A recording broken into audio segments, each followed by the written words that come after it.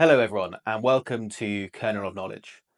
Today we're going to break down how HTTPS keeps your data secure online. We'll look at both TLS 1.2 and the newer TLS 1.3 and see exactly how your data stays protected as it travels across the internet.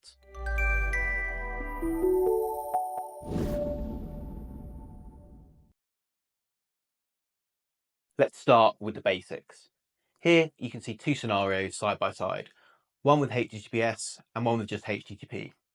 On the right, when you send a password without encryption, it's visible to anyone who might be listening. Password 123 is sent as plain text. But on the left, with HTTPS, that same password becomes an unreadable jumble of characters.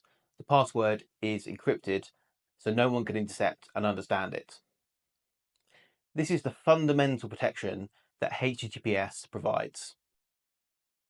Now let's see how this encryption actually works. This diagram shows the magic of asymmetric encryption. First, notice the server has two keys, a public key in blue and a private key in red. The public key gets shared openly by the server with any client that connects. When the client wants to send a secure message, the asymmetric encryption process starts. The client creates a message, in our example, hello 123. The client uses the server's public key to encrypt the message. Client then sends the encrypted version. Only the server with its private key can decrypt this message. Finally, we see that the verification has worked and everything's perfect. The beauty of this system is that even though everyone can see the public key, only the server can decrypt messages encrypted with the public key. Now let's see how this fits into the full TLS 1.2 handshake. The process has four distinct phases. First, the TCP connection, the three-way handshake, the synchronization, and acknowledgement. First you have the SYN, then the SYN-ACK, and then the ACK. This establishes communication between client and server. Second, TLS, hello, and certificate. The client shares what encryption it can support. The server picks the best options. The server sends its certificate with the public key. Third, the key exchange. The client generates the pre-master secret, encrypts it with the server's public key. Both sides derive session keys.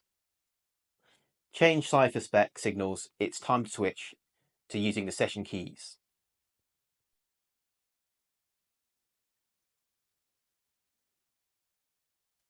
Four, secure communication. All further data is encrypted using symmetric encryption.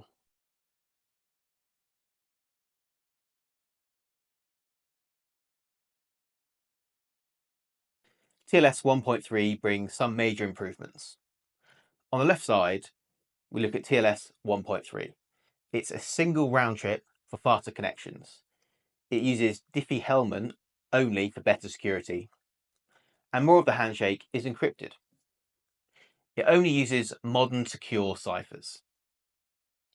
On the right-hand side, TLS 1.2, two round trips are needed. RSA key exchange is still available. Some parts remain unencrypted, which is not great, and it only really supports older cipher suites. Finally, let's look at how TLS 1.3 streamlines everything. First, we start with the same TCP connection process as before.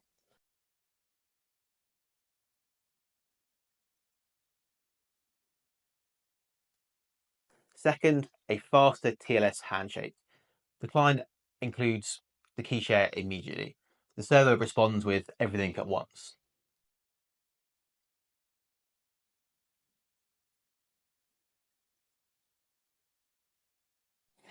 Third, secure communication begins sooner. Fourth, optional zero round trip time resumption mode for even faster repeat connections. Links in the description for more content explaining that. The big innovation here is how TLS 1.3 combines steps, and removes legacy features, making everything faster and more secure. And there you have it. From basic encryption concepts to the latest in TLS 1.3. You now understand how HTTPS protects your data online. If you found this helpful, please like and subscribe. And if you'd like me to dive deeper into any of these topics, do let me know. Or if there's any topics you'd like to see, let me know in the comments below and I'll make a video. Thanks for watching.